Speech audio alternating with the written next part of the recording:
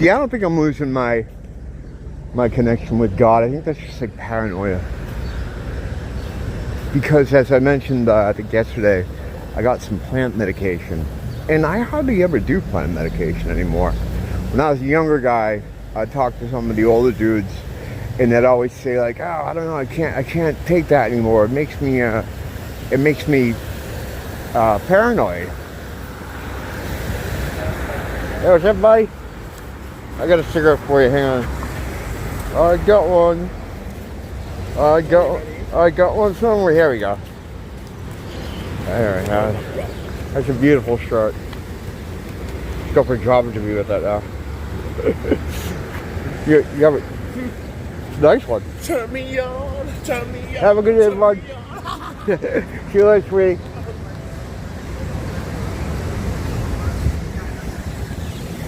Figured he'd see you walking by, so stop and give him a cigarette. But yeah. So I'm that older guy because it makes me reevaluate everything.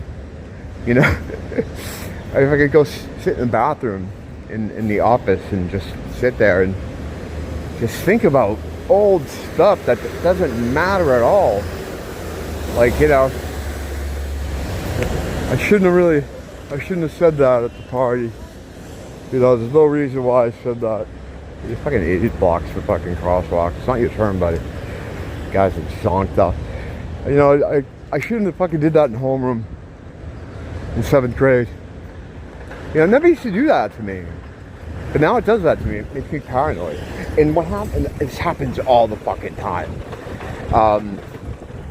When in regards to the channel, like I'll be sitting there and I'll start thinking about the channel and think, oh my God, did I say this? Should I have said that?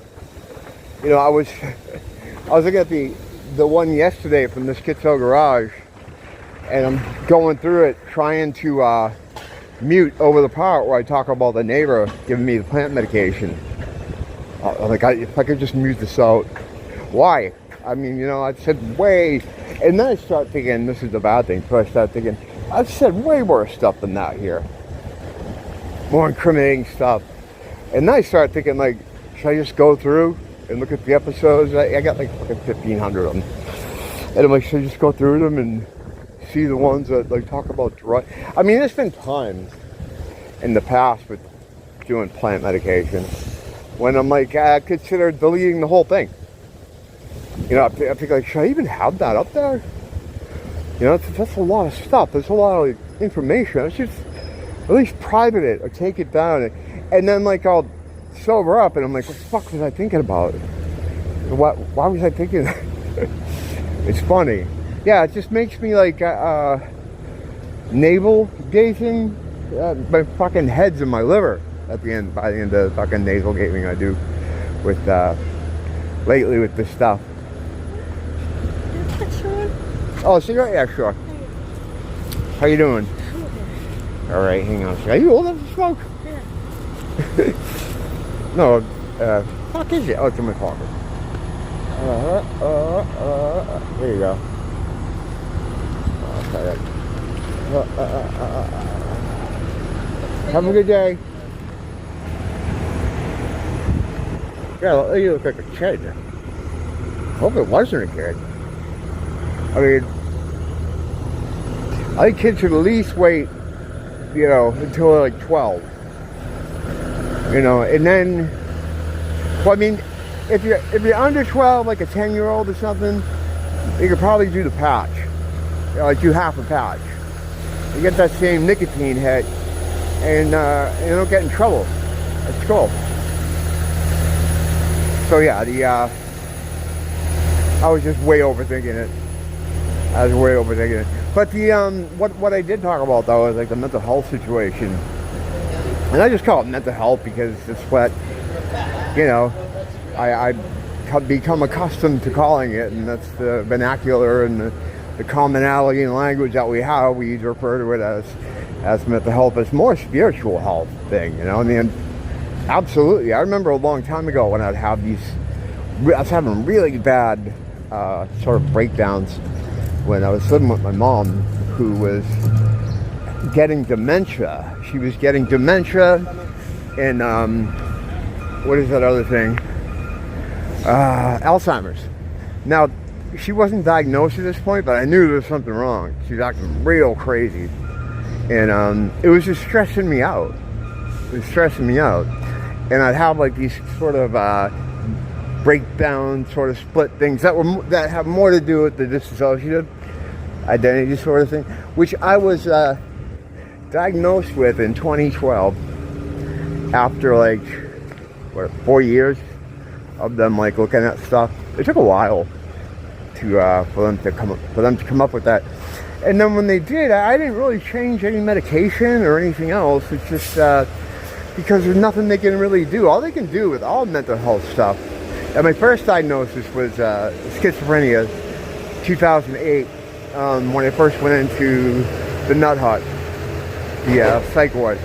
And I think what it is, really, is because I had schizophrenia on both sides of my family.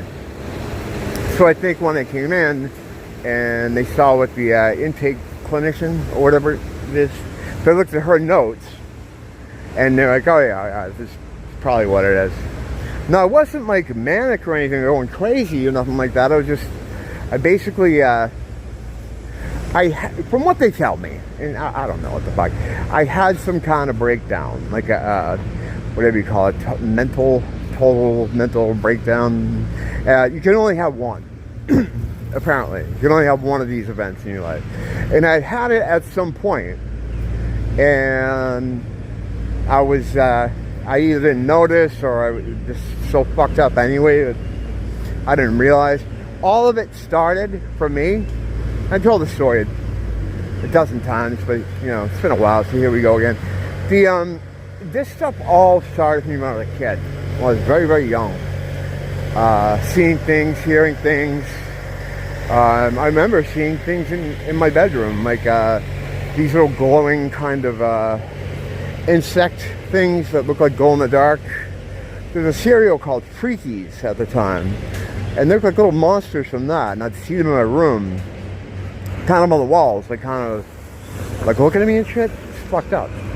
And I'd hear my name being called all the time, and I'd go running out into the living room, you know, yelling at my parents like, what? And they're like, we're not calling you, weirdo. Go back to bed. So I always had problems like that.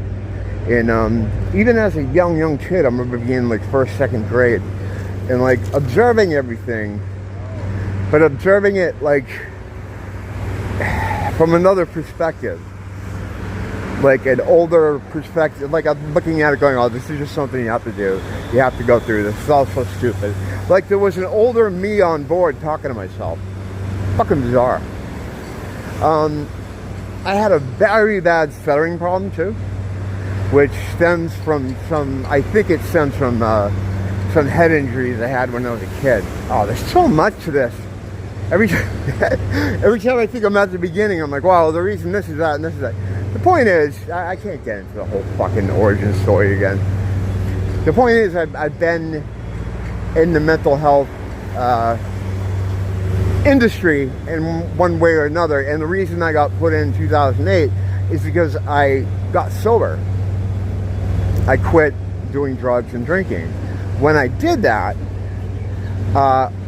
I was using all that stuff, the drinking and the drugs and stuff, to cover up the problems I had. As a youngster, I had developed these tools that I would use to make myself feel and appear normal, and I didn't have to communicate much because I had a really bad stuttering problem. So I couldn't really even talk, so I ended up I was this real quiet kid, couldn't talk if you wanted to, and I just became like a lone wolf. You know, I didn't have many friends. In school I didn't sit by myself. I was like that fucking weird kid, you know? I was the weirdest of the weird kids. Like, in recent modern times, being an outcast is romanticized. Like, everyone wants to be I was the freak in school. I was the weird one. You know, so Chads and Stacy's saying that stuff, you know? Like, oh, I was the weird girl that liked The Cure. I didn't start modeling until I got right out of high school. It's ridiculous. No, to really be an outcast, it kind of fucking blows. It blows. Not because, oh, I'm sad, I'm an outcast. Just the kind of work you have to go through to keep your status and not have to be seen by other kids. I remember going lunch periods and just sitting in the stairwell, hiding in the stairwell until it was over, so I didn't have to socialize. Because like I said, even if I could socialize, right, I couldn't talk because of all the for the multiple head injuries. Oh, he's fucked. So when I went in 2008, they diagnosed me with the schizophrenia because I had on both sides of the family. What I had told the intake clinician sort of matched up. And like I said, I wasn't like manic. My sister was kind of worried. My family was worried because I was becoming very isolated. And the reason I was is because I quit drugs, right? And I quit drinking. So I didn't go out at all because all my friends, everyone I knew, was involved in the lifestyle because there was all music people. I quit the band, I quit music, right? At the same time, I quit drugs and all this other stuff. So I just kind of turtled. I completely turtled. I didn't talk to anyone. So my family was worried about that. They're like, hey, he should lock himself up in the house all the time. I was living alone at the time. And I started, I lived in a bad neighborhood. I lived in the hood, And while I never had a problem there, it was mainly Latino. There's a Latino population.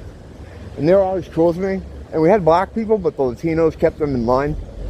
They fucking kept those guys in line. So, it wasn't like I was afraid to walk around there. I used to walk all around there. I was getting off the train from Boston at midnight and walking through the park, standing on the gazebo for a while. I mean, I grew up in that area. I was my parents' house was in the next town over, so I felt comfortable there. But still, there was like break-ins, with murders, a lot of violence. I lived in a place called Lawrence, Mass, which it was the Boston Herald, the newspaper.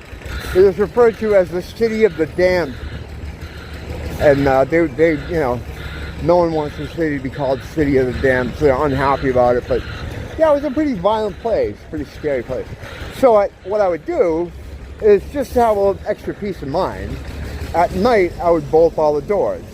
I don't trust locks or anything. I'd get like a barricading system, whether it was a chair or something. I'd barricade the doors. So whenever family members would come over to visit me, I'd have to take all the fucking shit out the chair. So they saw me barricading myself in the house and not going anywhere, not leaving. And they were like, well, what, we'd like you to just come talk to somebody. I was like, all right, it makes you feel better. I went and saw a, what they call those, let's talk, not the intake clinician or just a therapist, basically. There's two different kinds. There's the talkers that can write you, and there's the talkers that just talk to you. There's two different kinds of doctors. So this was like just a talker doctor. So I came in and just had like a conversation with her, like, normal, kind of calm, told her what I was going through, what some of the stuff felt like. And I don't know exactly what I said, but I said something that triggered her. And I think it was kind of like, I mentioned, sometimes it's like I'm watching myself.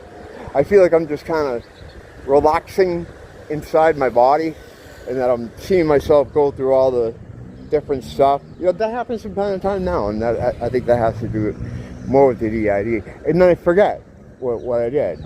So, and I think that made her nervous. So she's like, all right. And I go back in the waiting room, and she calls my sister and, hey, can I talk to you? And I'm like, oh, I hope this isn't anything bad, right? So I'm thinking, maybe I'll get some drugs. I'll get a doctor appointment, and I'm not, again, sober right now, but as an addict, you think, oh wow, maybe I can get some prescription drugs. I didn't know anything about that, So her and my sister come walking back in the room. You're like, yeah, we want you to just go see somebody. we're going to take you to Newburyport. That's where this mental wing was. It was just like a wing on a hospital. It was like the mental ward of the hospital. That's how it mainly is now. There's no more mental asylums. They closed all those down. Now when you go in, you just go into a regular hospital and there's like a wing, you know, that you stay on. It's all barred up and locked off and bars on the windows and shit, but it's just like one part of the hospital. So like, yeah, you have to go, you just have to go see somebody. You're like, all right, well, can I stop by my house first? And they're like, no, we can bring you stuff there. And I'm like, oh, I'm going in. And he's here. Okay. You know, I didn't really know much about any of that stuff at this point. You know, I had no clue. I was like, well, these people went to school for it. They know better than me, so I just kind of got to go along with what they think is right. That was so wrong. I was so wrong. Wow, I misjudged that whole fucking scenario there. But I remember I had a date with Nia, and it was going to be the first time I met her, like in person. We talked online. So I called her up. I'm like, hey, I got to go away this weekend. And she said to me, are you going into a mental institution? Swear to God. She'll even tell you. I mean, I'm not going to make her say it, but it's exactly what happened. You know, I'm like, actually, yeah. You know, and we had a laugh about it. And the guy showed up. And I got strapped into a fucking, what do we call those? Gurney things? They have to do it for insurance purposes because they're taking you in an ambulance, so they don't want you bouncing around, you know, hurting yourself. But it's still, you know, they strap you down into the fucking bed thing. And off I went. And when I got in there, they looked at the information, right, and said, well, yeah, schizophrenia, because there's family history, blah, blah, blah, this and that. And that's why I got that diagnosis. I don't know why I had to retell that whole story. There's so much more to it. That's the short version, but yeah, it was really interesting and eye-opening the time I spent in there. It was pretty comfortable. It was like a penalty box from life. You know, and you get to stay in this place. They have like a game room and an entertainment room with a big TV. They have a stocked kitchen. It's open until like 1 a.m. And it has like all kinds of yogurt things and ice cream sandwiches and just all kinds. It's always stocked. Drinks. And you just wander down there in your socks and you just get whatever you want. Yeah, you have to wear socks. No shoes. Because of laces or something. All your clothes have to be, you know, they go through all your clothes. You can't have anything with strings, nothing like that. And you can't have any personal effects. So there's no phone, no iPods. They had day guys who would come in just for the day. They were like in day intake, whatever. And there was this one kid that used to bring in an iPod. He'd let me listen to one of the speakers with him.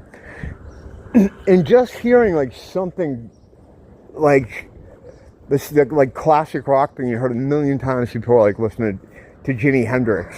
Hearing that after having nothing for a couple of days is like, wow, this is so good. It just felt so good to hear it.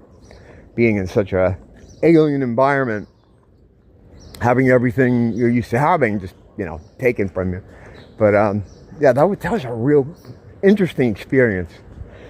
And I'll talk more about that later when I come out again. Just going in now for a while. Take a shower. It's fucking humid here. Oh my God. But yeah, this it helped inform me about everything that I'd need going forward, and to take it back to what I mean is a spiritual thing. Because when I used to have these sort of breakdowns or these you know, sort of breaks, I would do a lot of Bible stuff. I talk about the Bible, while I was in the state, you know. And when I'd come out of it, Nia would be telling me about it. I'm like, I don't read the Bible. I don't even believe in any of that. You know, this is my atheism point. So it was really weird. Even then, I should have known there was some kind of thing to this. And I'm going to talk more about it. I'll explore that more once I got some things done. Thanks for popping in. Look at this. Look at this. Look at this. You gotta turn it on, right? But it only lasts a second. Everything's a fucking night now. Don't blame the teacher or blame the school.